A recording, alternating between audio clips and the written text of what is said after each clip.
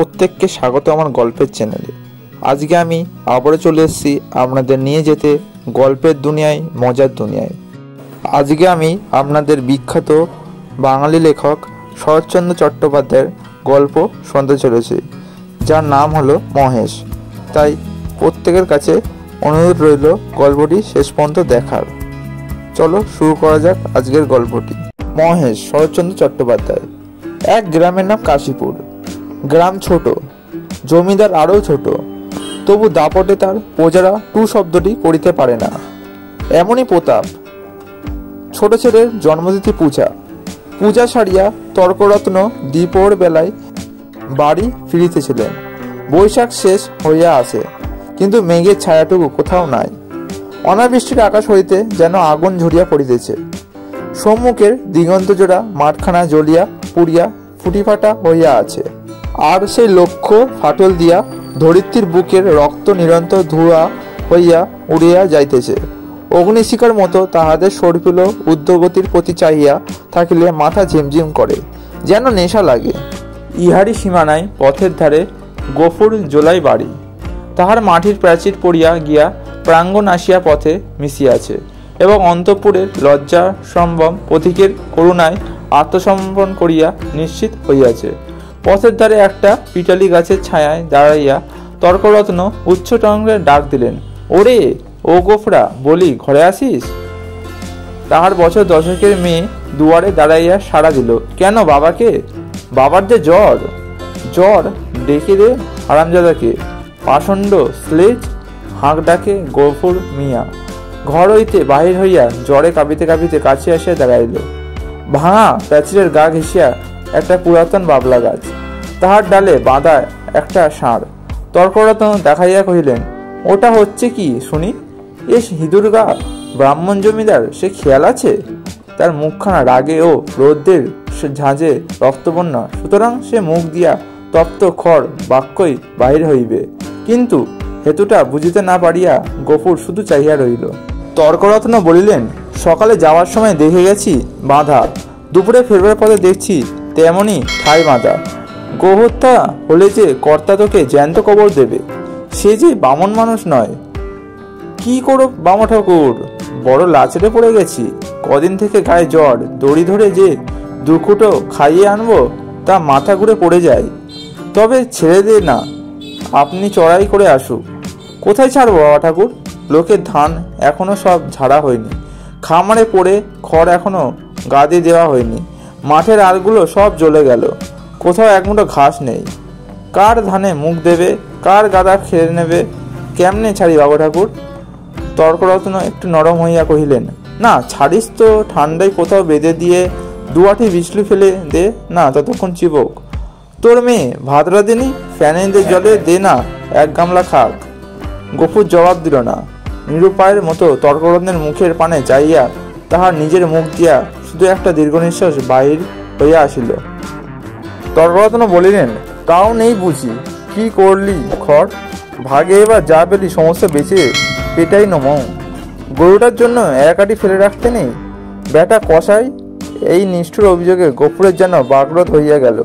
ক্ষণেক পরে ধীরে ধীরে কহিল, কাহন খানেক খড় এবার ভাগে পেয়েছিলাম, কিন্তু গেল সনের বকেয়া বলে কর্তামশাই সব ধরে রাখলেন।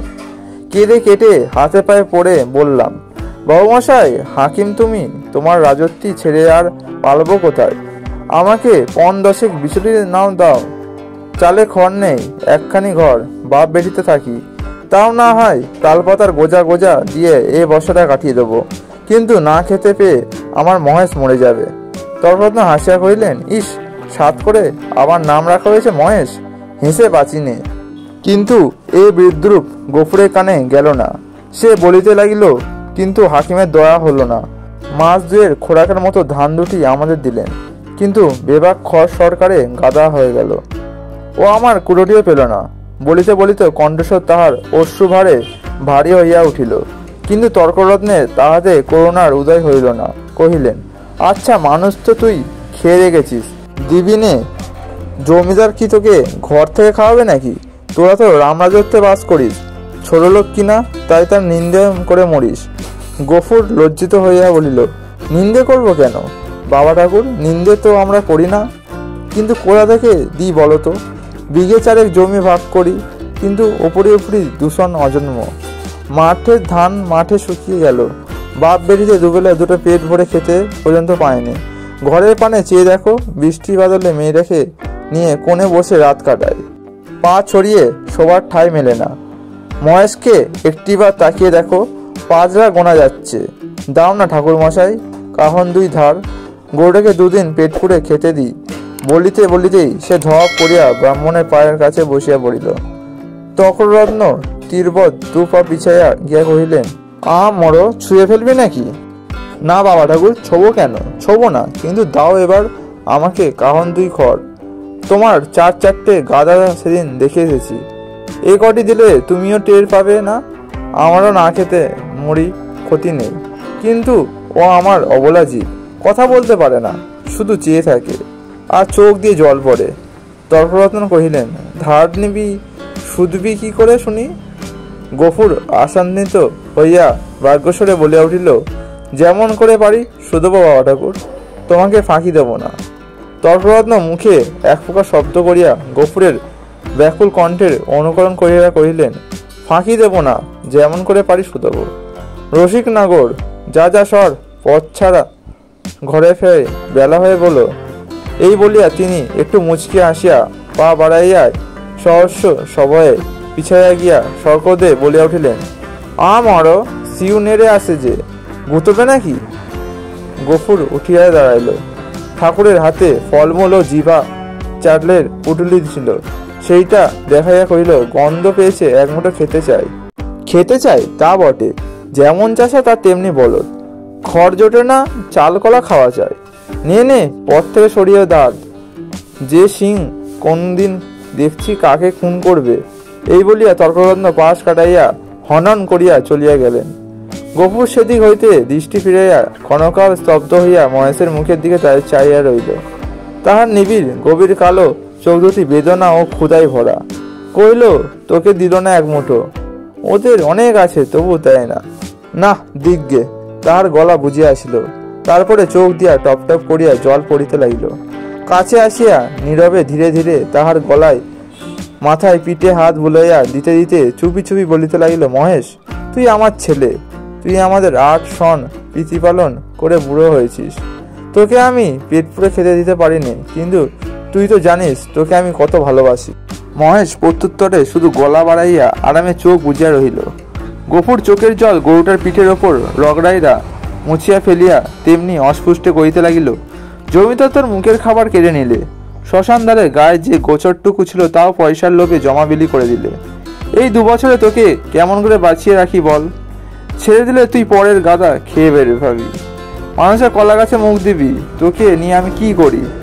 গায়ে আর তোর জোর নেই, দেশের কেউ তোকে চায় না, লোকে বলে তোকে গোহাটায় বেছে ফেলতে। কথাটা মনে মনে উচ্চারণ করিয়াই আবার তাহার 2 চোখ বাহিয়া টপ টপ করিয়া জল পড়িতে লাগিল। হাত দিয়া মুছিয়া ফেলিয়া গফুর একবার ওদিক চাইতে লাগিল। তারপরে ভাঙা ঘরের পেছন হইতে কতকটা পুরনো বিবর্ণ খড় আনিয়া মহেশের মুখের কাছে রাখিয়া দিয়া আস্তে আস্তে কহিল, নে শিগগির করে এটুকু খেয়ে নে বাবা, দেরি হলে আবার। বাবা, কেন মা? ভাত খাবো, এসো। এই বলিয়া আমিন ঘর হইতে দুয়ারে আসিয়া দাঁড়াইল। একমাত্র চাইয়া থাকিয়া কহিল, মহেশকে আবার চাল ফেরে খড় দিয়েছে বাবা? ঠিক এই ভয় সে করিতেছিল। লজ্জিত হইয়া বলিল, পুরনো পচা খড় মা, আপনি ঝরে যাচ্ছিল, আমি যে ভেতর থেকে শুনতে পেলাম বাবা, তুমি টেনে বার করছো। না মা, ঠিক টেনে নয় বটে, কিন্তু দেয়ালটা যে পড়ে যাবে বাবা। গফুর চুপ করিয়া রহিল। একটিমাত্র ঘর ছাড়া চেয়ার সবই গেছে, এবং এমন ধারা করিলে আগামী বর্ষায় ইহাও টিকিবে না। এ কথা তাহার নিজের চেয়ে আর কে বেশি জানে, অথচ এই উপায় বা কটা দিন চলে। মেয়ে কহিল, হাত ধুয়ে ভাত খাবো, এসো বাবা, আমি বেড়ে দিয়েছি। গফুর কহিল, ফ্যানটুকু দে তো মা, একেবারে খাইয়ে দিয়ে যাই। ফ্যান যে আজ নেই বাবা, হাড়িতেই মরে গেছে। নেই? গফুর নীরব হইয়া রহিল। দুঃখের দিনে এটুকু যে নষ্ট করা যায় না, এই 10 বছরের মেয়েটাও তাহা বুঝিয়াছে। হাত ধুইয়া সে ঘরের মধ্যে গিয়া দাঁড়াইল। একটা পিতলের থালায় পিতার শাকান্ন সাজাইয়া দিয়া কোনা নিজের জন্য একখানি মাটির সানগিতে ভাত বাড়িয়া লইয়াছে। চাইয়া চাইয়া গফুর আস্তে আস্তে কহিল, আমিনা, আমার গায়ে যে আবার শীত করে মা, জ্বর গায়ে, খাওয়া কি ভালো? আমিনা উদ্ভিন্ন মুখে কহিল, কিন্তু তখন যে বললে বড় খিদে পেয়েছে, তখন তখন তো জ্বর ছিল না মা। তাহলে তুলে রেখে দিই, সাজের বেলা খেয়েও। গফুর মাথা নাড়িয়া বলিল, কিন্তু ঠান্ডা ভাত খেলে যে অসুখ বাড়িবে আমিনা। আমিনা করলো, তবে বন্ধুরা, প্রথম পর্বটি এখানেই শেষ হচ্ছে। দেখা হচ্ছে পরবর্তী পর্বে। আজকের মতো বিদায়। আর যাদের প্রথম পর্বটি ভালো লেগেছে তারা চ্যানেলটিকে অবশ্যই সাবস্ক্রাইব করে নিয়ে লাইক করে দিও। দেখা হচ্ছে পরবর্তী পর্বে।